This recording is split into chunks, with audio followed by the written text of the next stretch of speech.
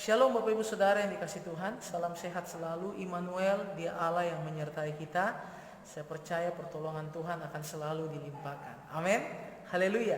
Hari ini kita akan belajar dalam 1 Samuel pasal 18 ayatnya yang ke-11. Saya bacakan bagi kita.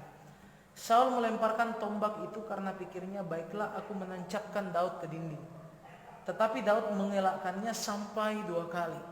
Kalau kita baca di dalam ayatnya yang ke-30 juga, apabila raja-raja orang Filistin maju berperang, setiap kali mereka maju berperang, maka Daud lebih berhasil daripada semua pegawai Saul, sehingga namanya sangat masyhur. Bapak Ibu Saudara yang dikasih Tuhan, kalau kita membaca di dalam pasal ini, maka kita akan melihat ada orang-orang yang membenci Daud, tapi ada juga orang-orang yang menyayangi Daud, ya. Kalau kita melihat sini ada 2 tokoh utama, yaitu Raja Saul yang membenci Daud dan juga anak dari Saul, Pangeran Yonatan yang menyayangi Daud, ya. Jadi memang dalam hidup ini akan selalu seperti itu. Ada orang yang membenci, ada orang yang menyayangi, ada orang yang tidak suka, ada orang yang suka. Jadi jangan kita berpikir kita pasti disukai semua orang, ya. Panggilan kita bukan untuk menyenangkan semua orang, tetapi untuk menyenangkan Tuhan. Amin. Haleluya. Dan hari ini kita melihat bagaimana Daud itu tetap berhasil, bahkan di tengah-tengah pergumulannya sebagai seorang panglima pasukan, di mana bosnya tidak menyenangi dia, bosnya malah berikhtiar jahat dengan setiap tugas-tugas yang diberikan. Sebenarnya ada maksud tujuan supaya Daud terbunuh di medan peperangan, tetapi kita melihat di sini Daud tetap berhasil, ya. Bagaimana caranya supaya kita bisa berhasil?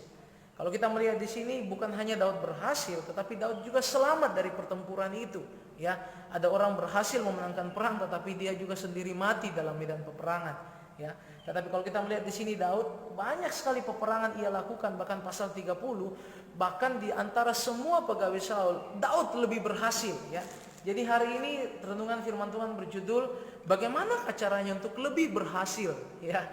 Yang pertama, kita melihat di sini Daud melakukan semuanya itu dengan ketulusan, ya. Dia selalu mau berusaha untuk memberikan yang terbaik. Ketulusan selalu menuntun orang-orang untuk memberikan lebih dari apa yang diminta, ya.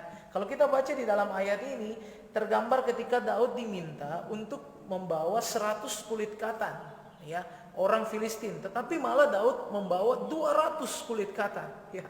Jadi ini luar biasa. Jadi dia itu bekerja lebih dari apa yang diminta. Dia bekerja dengan yang terbaik, ya. Itu pertama. Yang kedua, Daud tetap menghormati Saul, ya. Kalau kita baca di dalam ayat ini, sesungguhnya wajar Daud untuk sakit hati, ya. Wajar Daud untuk marah sama Saul, karena Saul ini sangat-sangat aneh, ya. Bukan kesalahan yang fatal yang Daud lakukan sehingga ia pantas untuk dibenci oleh Saul. Cuma masalahnya ada orang yang nyanyi, ya. Ada masyarakat itu lagi cuma perempuan-perempuan yang nyanyi. Saul mengalahkan beribu-ribu musuh, Daud berlaksa-laksa. Itu pun juga bukan Daud yang tulis lirik lagunya, Bapak Ibu Saudara.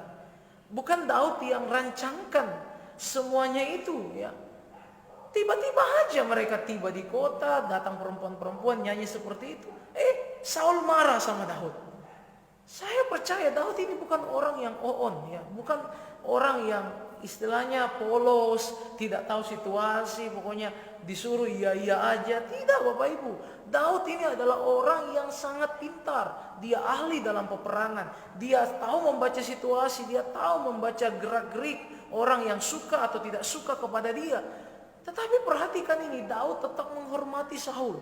Bahkan ketika 2 kali dia mau dilempari tombak oleh Saul, Daud tetap melayani Saul. Apapun yang Saul minta, Daud lakukan. Bahkan sangat setia, loyal sekali kepada tuannya yang sangat dia hargai, dia hormati. Walaupun menarik, tuannya tidak pantas untuk dihormati. Ini menarik kalau kita baca juga nanti ayat-ayat setelahnya, pasal setelahnya, ketika Daud berhasil untuk bisa membunuh Saul, ketika Saul sedang buang hajat di dalam gua, maka Daud berkata, aku tidak akan pernah berani menyentuh orang yang diurapi Tuhan. Jadi menarik sekali. Mari kita tahu posisi kita dan kita hormati pemimpin-pemimpin kita, Bapak Ibu Saudara, ya. Kita doakan ya khususnya Bapak Presiden hari-hari ini, mari kita doakan supaya setiap kebijaksanaan itu melakukan yang terbaik bagi rakyat Indonesia, ya. Selanjutnya kita melihat apa yang Daud lakukan sehingga ia lebih berhasil. Kalau kita baca di dalam ayat-ayat ini, maka Daud tetap memiliki kerendahan hati sampai 2 kali, ya. Daud berkata dalam ayat 18, siapakah aku dan siapakah sanak saudaraku, ya. Di dalam ayatnya yang ke 22, ya, ayatnya yang ke 23, ayatnya yang 23, ya. Perkara ringan kepada pemandanganmu menjadi menantu raja, bukankah aku seorang yang miskin dan rendah, ya. Jadi ada sebuah kerendahan hati yang Daud miliki. Padahal Daud sudah tahu dia yang akan jadi raja menggantikan Saul, ya. Dia sudah mendapatkan pengurapan dari Nabi Samuel, tetapi Daud tetap merendahkan hati. Hari ini kita belajar 3 poin, yaitu apa Bapak Ibu Saudara?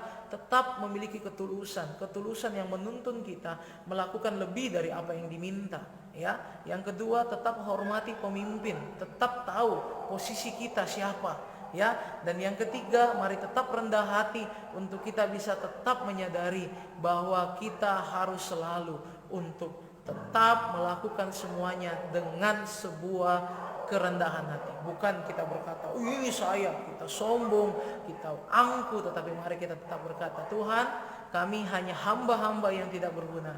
Kami hanya melakukan apa yang Tuhan suruh kami lakukan. Inilah renungan firman Tuhan, dan saya percaya apapun yang kita lakukan hari-hari ini, baik dalam pekerjaan kita, dalam pelayanan kita, kita akan lebih berhasil dari semua orang ketika kita mau melakukan ketiga hal ini. Ingat, semuanya untuk kemuliaan nama Tuhan. Jaga ketulusan, hormati otoritas, dan tetap rendah hati. Tuhan Yesus memberkati.